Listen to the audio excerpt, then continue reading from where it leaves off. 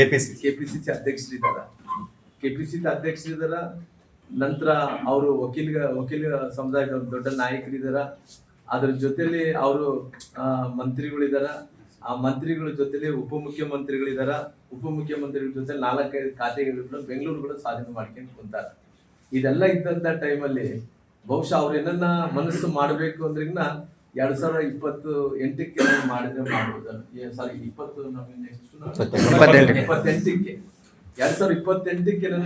ಅವರು ಆ ರೀತಿ ಪ್ಲಾನ್ ಮಾಡ್ಕೊಂಡಿರ್ಬೋದಾಗ್ಲಿ. ನನ್ಗೆ ಗೊತ್ತಿರೋಂತ ಪ್ರಕಾರ ನನಗೆ ಕಾಂಗ್ರೆಸ್ ಅಲ್ಲಿ ಕೆಲವು ಮಂದಿ ಸ್ನೇಹಿತರಿರೋ ಕಾರಣ ಅವ್ರು ಏನಿದೆನ ಅದನ್ನ ಮುಂದುವರಿತಾರ.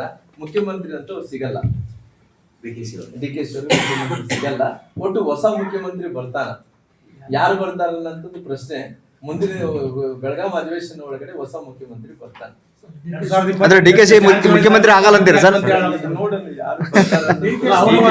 ಅಲ್ಲ ಸರ್, ಅಲ್ಲಲ್ಲ, ನಿಮ್ ಪ್ರಕಾರ ಡಿ ಕೆ ಶಿ ಮುಖ್ಯಮಂತ್ರಿ ಈ ಅವಧಿಯಾಗ ಆಗಲ್ಲ? ಈ ಅವಧಿಯಲ್ಲಿ ಅಂತ ಆಗಲ್ಲ. ಈಗ ಸರ್, ಈಗ ಕಬ್ಬು ಬೆಳೆಗಾರರು ಹೋರಾಟ ನಡೆದ ಸರ್ ಬೆಳಗಾವಿ ಅದು ಅಲ್ಲಿ ಏನು ನಿಮ್ಮ ರಾಜ್ಯಾಧ್ಯಕ್ಷರು ಕೂಡ ಅಲ್ಲಿ ಪಾಲ್ಗೊಂಡಿದ್ದಾರೆ ಸರ್? ನಮ್ಮ ಅಧ್ಯಕ್ಷರು ಇಷ್ಟೇ, ಇಲ್ಲಿ ತನಕ ಆಗಿದೆ ಏನ್ ರೇಟ್ ಫಿಕ್ಸ್ ಆಗ್ಬೇಕಾಗಿತ್ತು. ಹೌದು ಸರ್, ದರದ ನಿಗದಿ ಏನಾಗಬೇಕಾಗಿತ್ತು, ಇಲ್ಲಿ ತನಕ ಮಾಡ್ಲಿಲ್ಲ ಸರ್. ಅವ್ರಿಗೆ ಕೇಂದ್ರದ ತೋರಿಸ್ತಾರ ಸರ್? ಅಲ್ಲ, ಕೇಂದ್ರದ್ದು ಎಲ್ಲವನ್ನು ಕೂಡ ಕೇಂದ್ರಕ್ಕೆ ನೋಡ್ತಾರೆ ಸರ್. ಅವ್ರು ಏನ್ ಮಾತಾಡಿದ್ರೆ ಸಾಕು ಕೇಂದ್ರದ ಮೇಲೆ ಒತ್ತಾಕ್ಬಾರ. ಎಲ್ಲಾ ವಿಚಾರದಲ್ಲಿ ಕೇಂದ್ರಕ್ಕೆ ಒತ್ತಾಕೊಂತಾನೆ ಬಂದಾರ. ಹಂಗಾಗಿ ಈ ದರ ನಿಗದಿ ಬಗ್ಗೆ ಕೂಡ ಯಾವತ್ತಿದ್ರು ಕೂಡ ಕರ್ನಾಟಕ ಸರ್ಕಾರ ಒಂದು ದರ ನಿಗದಿ ಮಾಡ್ಬೇಕಾಗುತ್ತೆ. ಅವ್ರು ಆಮೇಲೆ ಕೊಡ್ತಾರ. ಅವ್ರು ಎಷ್ಟು ಅವ್ರ ಪಾಲಿದ್ರೆ ಕೊಟ್ಟೆ ಕೊಡ್ತಾರ. ಇವ್ರ ಪಾಲಿದ್ರೆ ಅದು ಮಾಡ್ಬೇಕಾಗುತ್ತೆ. ದರ ನಿಗದಿ ಮಾಡ್ಬೇಕನ್ನೋ ವಿಚಾರ ಬಂದಂತಲ್ಲಿ ಇವ್ರು ಕೂಡ ರೆಕಮೆಂಡೇಶನ್ ಮಾಡ್ಬೇಕಾಗುತ್ತೆ. ಇಷ್ಟು ಒಂದೇಳಿ ಅವ್ರು ರೈತರ ಸಮಸ್ಯೆ ಗೊತ್ತಿದೆ. ಇಲ್ಲಿ ಕಾರ್ಖಾನೆಗಳಿದ ಕಬ್ಬು ಬೆಳೆಗಾರ ಇಷ್ಟು ದೊಡ್ಡ ಮಟ್ಟದಲ್ಲಿದ್ದಾರ. ಇದ್ದಂತ ಟೈಮಲ್ಲಿ ಕೇಂದ್ರ ಸರ್ಕಾರದ ಏನು ಪಾಲಿದೆ ಯಾವತ್ತೂ ಕೂಡ ತಕ್ಕೊಂತ ಬಂದಿದೆ. ಮೊದಲನೇದಾಗಿ ರಾಜ್ಯ ಸರ್ಕಾರ ನಿರ್ಧಾರ ತಗೋಬೇಕಾಗಿದೆ. ಲಾಸ್ಟ್ ಟೈಮ್ ಪ್ರಶ್ನೆ, ಈಗ ಕೂಡ್ಲಿ ಕ್ಷೇತ್ರದಲ್ಲಿ ಸಕ್ರಿಯವಾಗಿ ನೀವು ಎಲ್ಲರಿಗೂ ಸಮಯ ಕೊಡ್ತಾ ಇದ್ದೀರಿ, ಸಮಸ್ಯೆಗಳು ಆಗ್ತಾ ಇದೆ. ನೆಕ್ಸ್ಟ್ 2028 ಕೂಡ್ಲಿ ಕ್ಷೇತ್ರಕ್ಕೆ ನೀವು ನಾನು ಪಾರ್ಟಿ ನಮ್ಮೆಲ್ಲ ಹಿರಿಯ ನಾಯಕರು ಇವತ್ತು ಸಮ್ಮುಖದಲ್ಲಿ ಪಾರ್ಟಿ ನನಗೆ ಜವಾಬ್ದಾರಿ ಕೊಟ್ಟಿದ್ದಾರೆ. ಎಲ್ಲರ ಇಚ್ಛೆ ಆದ್ರೆ ರಾಮ್ಲು ಏನ್ ಮಾಡ್ಬೇಕು ಅನ್ನೋದು ನಾನು ವೈಯಕ್ತಿಕವಾಗಿ ನನ್ನ ಪಾರ್ಟಿ ನಾಯಕರ ಹತ್ರ ಮಾತಾಡಿ ನಾನು ಯಾವ್ದು ಕೂಡ ಪಾರ್ಟಿ ಕೆಲಸ ಮಾಡಕ್ಕೂ ಬಂದನಾಗ್ಲಿ, ನಾನು ಇಲ್ಲೇ ನಿಲ್ಲಬೇಕಂತೇಳಿ ಬಂದಂತವನೇನಲ್ಲ. ನನಗೆ ಆಸೆ ಇರ್ಬೋದು ನಾನು ಕೂಡ್ಲಿಗೆ ನಿಲ್ಲ, ಪಾರ್ಟಿ ಆಮೇಲೆ ತೀರ್ಮಾನ ತಗೊಂತದೆ. ನಾನು ಕೊಟ್ರಿ ಪಾರ್ಟಿ ಕೊಟ್ರೆ ಇವ್ ನೋಡಿ, ಎಲ್ಲಿ ನಿಂತ್ರೆ ಪಾರ್ಟಿ ಕೊಟ್ಟಂತ ಟೈಮಲ್ಲಿ ನಾನು ಇದಕ್ಕೆ ಮೊಳಕಾಲ್ಮೂರ್ಗೆ ಹೋಗ್ಬೇಕಂದ್ರೆ ಅದು ಹೊಸ ಕ್ಷೇತ್ರ ಇತ್ತು. ನಾನು ಅವತ್ತು ಹೋಗಿ ನಿಂತೆ, ಬಾದಾಮಿಗೆ ಹೋಗಿ ನಿಂತೆ. ಇಲ್ಲಿ ನಿಲ್ಲಂದ್ರೆ ಇಲ್ಲಿ ನಿಲ್ತೀನಿ, ಗ್ರಾಮಾಂತರ ನಿಲ್ಲಂದ್ರೆ ಗ್ರಾಮಾಂತರ ನಿಲ್ತೀನಿ. ರಾಮ್ಲಿ ಇಲ್ಲಿ ಎಲ್ಲ ಬೇಡ, ರಾಯಚೂರ್ಗೆ ಹೋದ್ರೆ ರಾಯಚೂರ್ಗೆ ಹೋಗ್ತೀನಿ, ಎಲ್ಲಿ ಹೋಗಂದ್ರೆ ಅಲ್ಲಿ ಹೋಗ್ತೀನಿ. ಪಾರ್ಟಿ ಏನು ಹೇಳ್ತಾರೆ ಅದ್ರ ಪ್ರಕಾರ ಕೆಲಸ ಮಾಡ್ಬೇಕು. ಕೂಡ್ಲಿ ಕ್ಷೇತ್ರದಲ್ಲಿ ಇಲ್ಲಿ ನನ್ನ ವೈಯಕ್ತಿಕವಾಗಿ ಮುಂಚೆಯಿಂದ ಕೂಡ ಇಲ್ಲಿ ಪ್ರೀತಿ ಇದೆ, ಅಭಿಮಾನ ಇದೆ, ಇಲ್ಲಿ ನಿಲ್ಲಬೇಕನ್ನೋದು ಮುಂದೆ ಪಾರ್ಟಿ ಅಂತ ತೀರ್ಮಾನ ಅಂತ ಅದ್ರ ಪ್ರಕಾರ ನಾನು ಕೆಲಸ ಮಾಡ್ಕೊಂಡು ಹೋಗ್ತೇನೆ ಸರ್. ಈಗ ಮುಖ್ಯಮಂತ್ರಿ ಡಿ ಕೆ ಶಿ ಬದಲು 3ನೇ ವ್ಯಕ್ತಿ ಆಗ್ತಾರಂತ ಹೇಳಿದ್ರಿ, ಅದಕ್ಕ ರಾಮುಲ್ ಅವರ ತಂತ್ರಗಾರಿಕೆ ಏನಾದ್ರು ಇದೆಯಾ?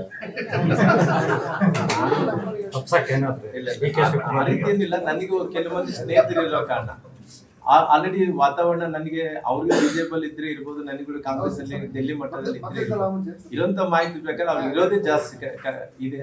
ನೀವು ಮುಖ್ಯಮಂತ್ರಿ ಆಗಿದ್ರೆ 28ರಲ್ಲಿ ಆಗ್ಲಿ, ಸದ್ಯಕ್ಕೇನು ಬೇಡ ಅಂತಾರೆ. ನನಗೆ ಗೊತ್ತಿರೋಂತ ಪ್ರಕಾರ ಅವ್ರು ಬಹಳ ಜವಾಬ್ದಾರಿಗಳಿದ, ಅದನ್ನೇ ಮುಂದುವರ್ಸ್ಕೊಂಡು ಹೋಗ್ತಾರೆ. ಸಮುದಾಯ ಬೆಂಬಲ ಏನಾರ ಐತ್ ಸರ್ ತಮ್ಮಿಂದ? ಏನ್ರಿ ನಿಮ್ಮಿಂದ ಸಮುದಾಯ ಬೆಂಬಲ ಏನಾರ ಐತ್ ಸರ್ ಅಂದೆ? ಸಮುದಾಯದ ಬೆಂಬಲ ಅನ್ನೋದಕ್ಕಿಂತ ಅವ್ರು ಏನನ್ನ ಅಕಸ್ಮಾತ್ವಾಗಿ ಹಿಂದುಳಿದಂತ ಸಮುದಾಯಗಳ ಬಗ್ಗೆ ಅವ್ರು ಏನನ್ನ ಮುಂಚೆಯಿಂದ ಕೂಡ ಅವರು ಅಹಿಂದ ನಾಯಕರು ಅದು ಇದು ಮಾಡಿಕೊಂತ ಬಂದಂತವ್ರು. ನಾನು ಹೇಳೋದಲ್ಲ, ಅವ್ರು ಸ್ವತಃ ಅವ್ರ ಮುಖ್ಯಮಂತ್ರಿಗಳ ಮಗನೇ ಅವ್ರ ಬಾಯಿಂದಾನೆ ಹೇಳಿದ್ರು, ಸತೀಶ್ ಅವ್ರಿಗೆ ಅವಕಾಶ ಮಾಡಿಕೊಡ್ತೀವಿ ಅಂತ ಅವ್ರು ಹೇಳ್ತಾರೆ. ಕಾರಣ ಮಾಡಿಕೊಟ್ರೆ ಎಲ್ಲರೂ ಕೂಡ ಸಂತೋಷ ಪಡ್ತೀವಿ. ನಮ್ಮ ಭಾಗದಲ್ಲಿ ಇದ್ದಂತ ನಾಯಕರು, ನಮ್ಮ ಉತ್ತರ ಕರ್ನಾಟಕದಿಂದ ಬಂದಂತವ್ರು ಅಕಸ್ಮಾತ್ ಸತೀಶ್ ಆಗೋದ್ರಿಂದ ಈ ಭಾಗದಿಂದ ಒಳ್ಳೇದಾಗುತ್ತೆ ಅನ್ನೋದು ಎಲ್ಲರ ಅಭಿಪ್ರಾಯ. ಅವ್ರ ಪಾರ್ಟಿ ಅಭಿಪ್ರಾಯ ಇದ್ರೆ ನಮ್ದೇನಿದೆ, ನಾವು ಆದ್ರೆ ಒಳ್ಳೇದನ್ನೋಂಥವ್ರೆ ನಾವೆಲ್ಲ. ಅಲ್ಲ, ಒಂದ್ ವೇಳೆ ನವೆಂಬರ್ ಕ್ರಾಂತಿ ಆಗಿ ಏನಾದ್ರು ಕಾಂಗ್ರೆಸ್ ನಲ್ಲೇ ಸ್ಪ್ಲಿಟ್ ಆತಂದ್ರೆ ನಿಮ್ಮ ಪಕ್ಷದ ನಿಲುವು ಏನಾಗಿರ್ತದೆ ಸರ್? ನಾವೆಲ್ಲರೂ ಮಧ್ಯಂತರ ಚುನಾವಣೆ ಸಲುವಾಗಿ ಸಿದ್ಧತೆ ಮಾಡ್ಕೊಂಡು ಕುಂತೀವಿ ಸರ್. ಯಾಕಂದ್ರೆ ಅವ್ರಿಬ್ರು ಮಧ್ಯದಲ್ಲಿ ಬಿದ್ದು ಚುನಾವಣೆಗೆ ರೆಡಿ ಆಗ್ತದೆ. ಅಲ್ಲ, ಒಂದ್ ವೇಳೆ ಡಿ ಕೆ ಶಿ ಅವರು ನಮಗೆ ಕೈ ಜೋಡಿಸ್ತಾರೆ ಅಂದ್ರೆ ಸರ್?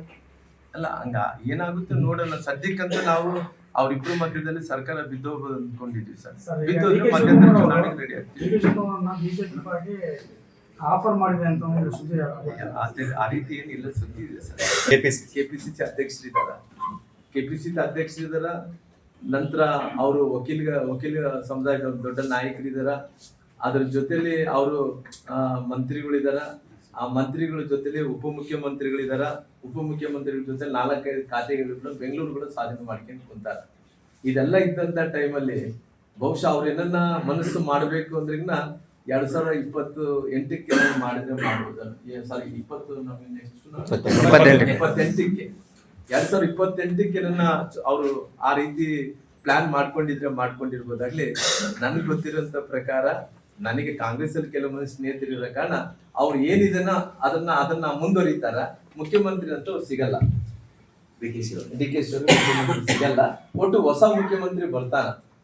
ಯಾರು ಬರ್ತಾರಲ್ಲ ಅಂತದ್ದು ಪ್ರಶ್ನೆ. ಮುಂದಿನ ಬೆಳಗಾವಿ ಅಧಿವೇಶನ ಒಳಗಡೆ ಹೊಸ ಮುಖ್ಯಮಂತ್ರಿ ಬರ್ತಾನೆ. ಅಂದ್ರೆ ಡಿ ಕೆ ಶಿ ಮುಖ್ಯಮಂತ್ರಿ ಆಗಲ್ಲ ಅಂತೀರಿ ಸರ್? ಅಲ್ಲ ಸರ್, ಅಲ್ಲಲ್ಲ, ನಿಮ್ ಪ್ರಕಾರ ಡಿ ಕೆ ಶಿ ಮುಖ್ಯಮಂತ್ರಿ ಈ ಅವಧಿಯಾಗ ಆಗಲ್ಲ? ಈ ಅವಧಿಯಲ್ಲಿ ಅಂತ ಆಗಲ್ಲ. ಈಗ ಸರ್, ಈಗ ಕಬ್ಬು ಬೆಳೆಗಾರರು ಹೋರಾಟ ನಡೆದ ಸರ್ ಬೆಳಗಾವಿ. ಅದು ಅಲ್ಲಿ ಏನು ನಿಮ್ಮ ರಾಜ್ಯಾಧ್ಯಕ್ಷರು ಕೂಡ ಅಲ್ಲಿ ಪಾಲ್ಗೊಂಡಿದ್ದಾರೆ ಸರ್? ನಮ್ಮ ಅಧ್ಯಕ್ಷರು ಇಷ್ಟೇ, ಇಲ್ಲಿ ತನಕ ಆಗಿದೆ ಏನ್ ರೇಟ್ ಫಿಕ್ಸ್ ಆಗ್ಬೇಕಾಗಿತ್ತು. ಹೌದು ಸರ್, ದರ ನಿಗದಿ ಏನಾಗಬೇಕಾಗಿತ್ತು, ಇಲ್ಲಿ ತನಕ ಮಾಡ್ಲಿಲ್ಲ ಸರ್. ಅವ್ರಿಗೆ ಕೇಂದ್ರದ ತೋರಿಸ್ತಾ ಸರ್? ಅಲ್ಲ, ಕೇಂದ್ರದ್ದು ಎಲ್ಲವನ್ನು ಕೂಡ ಕೇಂದ್ರಕ್ಕೆ ನೋಡ್ತಾರೆ ಸರ್. ಅವ್ರು ಏನ್ ಮಾತಾಡಿದ್ರೆ ಸಾಕು ಕೇಂದ್ರದ ಮೇಲೆ ಒತ್ತಾಕ್ಬಾರ. ಎಲ್ಲಾ ವಿಚಾರದಲ್ಲಿ ಕೇಂದ್ರಕ್ಕೆ ಒತ್ತಾಕೊಂತಾನೆ ಬಂದಾರ. ಹಂಗಾಗಿ ಈ ದರ ನಿಗದಿ ಬಗ್ಗೆ ಕೂಡ ಯಾವತ್ತಿದ್ರು ಕೂಡ ಕರ್ನಾಟಕ ಸರ್ಕಾರ ಒಂದು ದರ ನಿಗದಿ ಮಾಡ್ಬೇಕಾಗುತ್ತೆ. ಅವ್ರು ಆಮೇಲೆ ಕೊಡ್ತಾರ. ಅವ್ರು ಎಷ್ಟು ಅವ್ರ ಪಾಲಿದ್ರೆ ಕೊಟ್ಟೆ ಕೊಡ್ತಾರ. ಇವ್ರ ಪಾಲಿನಿಂದ ಅದು ಮಾಡ್ಬೇಕಾಗುತ್ತೆ. ದರ ನಿಗದಿ ಮಾಡ್ಬೇಕನ್ನೋ ವಿಚಾರ ಬಂದಂತಲ್ಲಿ ಇವ್ರು ಕೂಡ ರೆಕಮೆಂಡೇಶನ್ ಮಾಡ್ಬೇಕಾಗುತ್ತೆ. ಇಷ್ಟು ಒಂದೇಳಿ ಅವ್ರು ರೈತರ ಸಮಸ್ಯೆ ಗೊತ್ತಿದೆ. ಇಲ್ಲಿ ಕಾರ್ಖಾನೆಗಳಿದ ಕಬ್ಬು ಬೆಳೆಗಾರ ಇಷ್ಟು ದೊಡ್ಡ ಮಟ್ಟದಲ್ಲಿದ್ದಾರ. ಇದ್ದಂತ ಟೈಮಲ್ಲಿ ಕೇಂದ್ರ ಸರ್ಕಾರದ ಏನು ಪಾಲಿದೆ ಯಾವತ್ತೂ ಕೂಡ ತಕ್ಕೊಂತ ಬಂದಿದೆ. ಮೊದಲನೇದಾಗಿ ರಾಜ್ಯ ಸರ್ಕಾರ ನಿರ್ಧಾರ ತಗೋಬೇಕಾಗಿದೆ. ಲಾಸ್ಟ್ ಟೈಮ್ ಪ್ರಶ್ನೆ, ಈಗ ಕೂಡ್ಲಿ ಕ್ಷೇತ್ರದಲ್ಲಿ ಸಕ್ರಿಯವಾಗಿ ನೀವು ಕಾರ್ಯಚಟುವಟಿಕೆಗಳು ಸಮಯ ಕೊಡ್ತಾ ಇದ್ದೀರಿ, ಸಮಸ್ಯೆಗಳು ಆಗ್ತಾ ಇದ್ದೀರಿ. ನೆಕ್ಸ್ಟ್ 2028 ಕೂಡ್ಲಿ ಕ್ಷೇತ್ರದಲ್ಲಿ ನೀವು ನಾನು ಪಾರ್ಟಿ ನಮ್ಮೆಲ್ಲ ಹಿರಿಯ ನಾಯಕರು ಇವತ್ತು ಸಮ್ಮುಖದಲ್ಲಿ ಪಾರ್ಟಿ ನನಗೆ ಜವಾಬ್ದಾರಿ ಕೊಟ್ಟಿದ್ದಾರೆ. ಎಲ್ಲರ ಇಚ್ಛೆ ಆದ್ರೆ ರಾಮ್ಲು ಏನ್ ಮಾಡ್ಬೇಕು ಅನ್ನೋದು ನಾನು ವೈಯಕ್ತಿಕವಾಗಿ ನನ್ನ ಪಾರ್ಟಿ ನಾಯಕರ ಹತ್ರ ಮಾತಾಡಿ ನಾನು ಯಾವ್ದು ಕೂಡ ಪಾರ್ಟಿ ಕೆಲಸ ಮಾಡಕ್ಕೂ ಬಂದನಾಗ್ಲಿ, ನಾನು ಇಲ್ಲೇ ನಿಲ್ಲಬೇಕಂತೇಳಿ ಬಂದಂತವನೇನಲ್ಲ.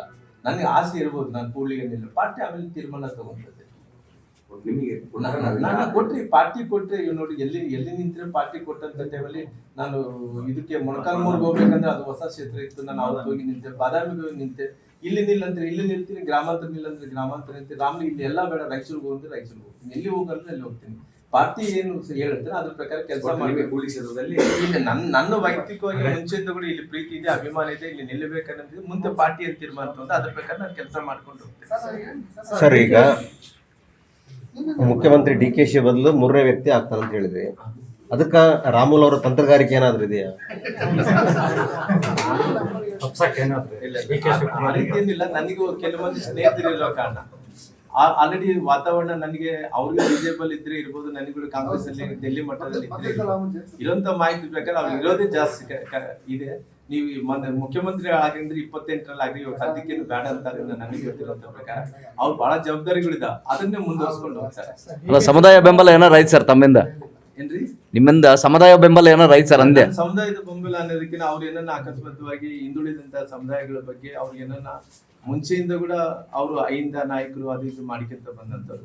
ನಾನು ಹೇಳೋದಲ್ಲ, ಅವ್ರು ಸ್ವತಃ ಅವ್ರ ಮುಖ್ಯಮಂತ್ರಿಗಳ ಮಗನೇ ಅವ್ರ ಬಾಯಿಂದಾನೆ ಹೇಳಿದ್ರು, ಸತೀಶ್ ಅವ್ರಿಗೆ ಅವಕಾಶ ಮಾಡಿಕೊಡ್ತೀವಿ ಅಂತ ಅವ್ರು ಹೇಳ್ತಾರೆ. ಕಾರಣ ಮಾಡಿಕೊಟ್ರೆ ಎಲ್ಲಾರು ಕೂಡ ಸಂತೋಷ ಪಡ್ತೀವಿ. ನಮ್ಮ ಭಾಗದಲ್ಲಿ ಇದ್ದಂತ ನಾಯಕರು, ನಾವು ಉತ್ತರ ಕರ್ನಾಟಕದಿಂದ ಬಂದಂತವ್ರು, ಅಕಸ್ಮಾತ್ ಸತೀಶ್ ಆಗೋದ್ರಿಂದ ಈ ಭಾಗದಿಂದ ಒಳ್ಳೇದಾಗುತ್ತೆ ಅನ್ನೋದು ಎಲ್ಲರ ಅಭಿಪ್ರಾಯ.